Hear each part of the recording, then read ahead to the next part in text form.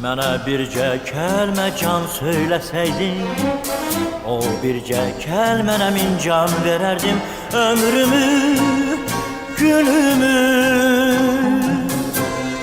dərd eyləsəydin, ömrümü, günümü dərman verərdim. Ömrümü, günümü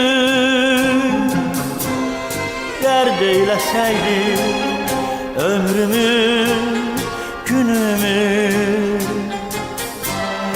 dərman verərdim.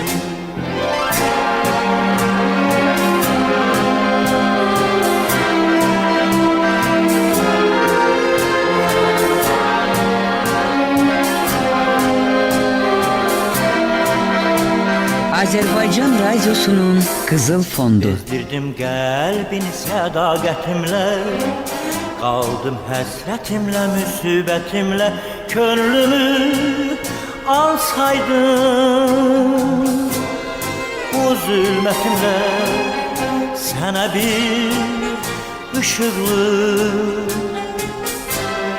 cahan verərdim. Könlümü alsaydın bu zülmətimlə, sənə bir ışıqlı cahan verərdim. O günlər necə də mənə haydılar, könlümə, gözümə şəfəq yaydılar. Keçən günlərimi qaytaraydılar, gələn günlərimdən qurban verərdim.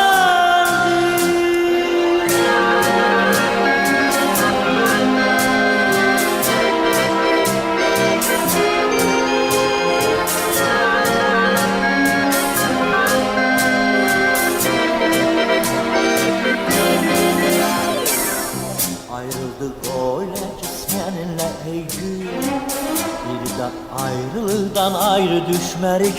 Ah bu son hicranım.